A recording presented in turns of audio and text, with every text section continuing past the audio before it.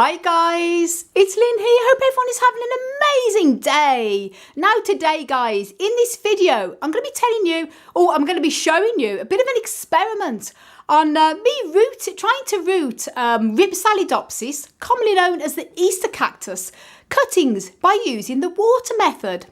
Now I've already made a video on how to root Schlumbergera, commonly known as Christmas and Thanksgiving cactus, by using the water method. I did it as a bit of an experiment and it's very successful. So now I'm quite successful at rooting Christmas and Thanksgiving cactus with the water method. If you haven't seen that video, please do check it out. Links will be up above. But I've never done it with Rhipsalidopsis, commonly called the Easter cactus. Now, Easter cactus is a little bit more of a temperamental plant to grow than the Christmas and Thanksgiving cactus. It just isn't the best. It's not as easy to grow. And personally, in my experience, I don't find it as easy to propagate either. The propagation method is exactly the same. You take a minimum of at least 2 stem segments here. And you always cut there at a join. Prune back with a clean pair of pruning shears at a join, and then you allow it to callus for 2 to 3 days, and then you pot up either in potting soil, in a well-draining potting soil, or by using the water method. And I'd always recommend normally, obviously, to propagate, take any cuttings and propagate plants in the spring or summer when they're actively growing, never in the winter. Now it's January here, guys. And the only reason why I'm doing this is I had a bit of a disaster with this plant.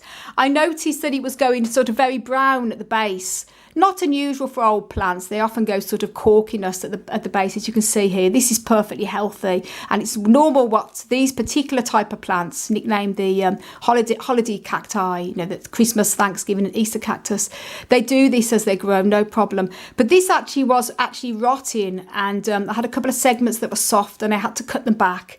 And because of this, I had to do an emergency cutting. So that now I'm left with cuttings. I thought I might as well try to root them by the water method.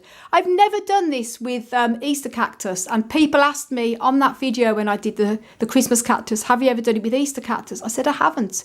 So now this has happened a bit of the wrong time of year. But I'm going to give it a go. And this is purely an experiment, guys. And as I say, because I'm here, this is my office here, it's also my grow room. I have grow lights on, as you can see. I have heat in here.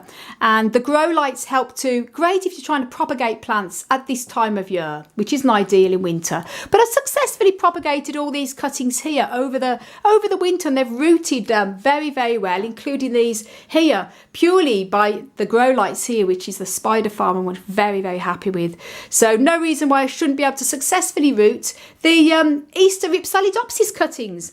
Now here are the cuttings here. This is the water here, and these are the bits that died off. Now these were the bits I had to do the emergency pruning on, so I had to prune these off. I wanted to just show this for the video.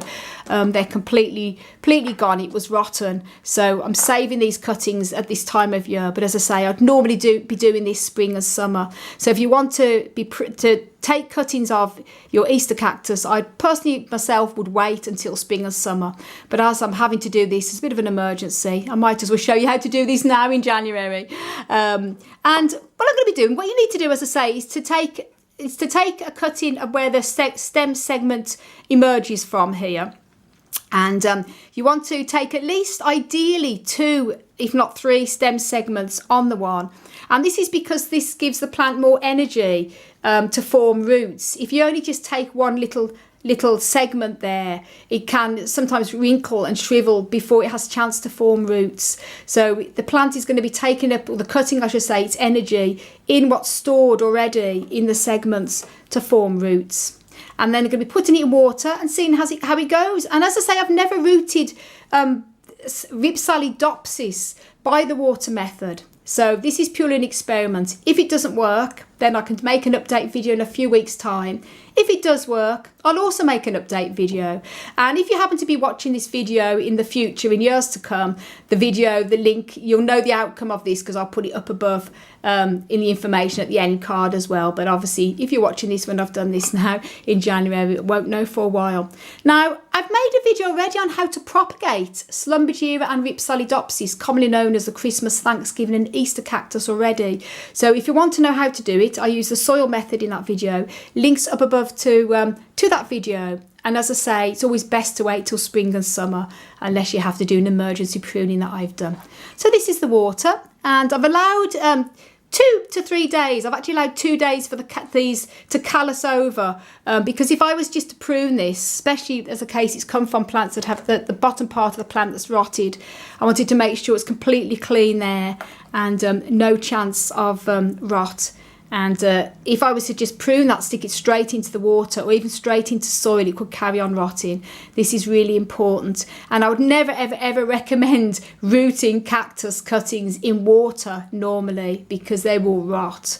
But because these Rhipsalidopsis is epiphytic cacti, which is all these ones here, these are all epiphytic cacti that are very successfully rooted before in water.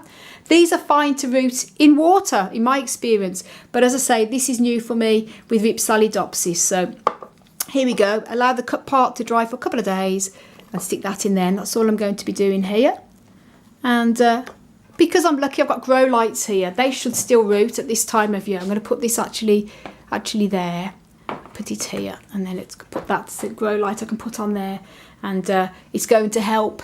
There you go. So stay tuned for future updates, whether they root or not. As I say, it's an experiment. And have you ever tried to root Rhipsalidopsis Easter Cactus Cuttings in water before? If you have, please let me know. As I say, I've successfully rooted Christmas and Thanksgiving cactus many times in water. That's the result of these here, as well as direct in soil.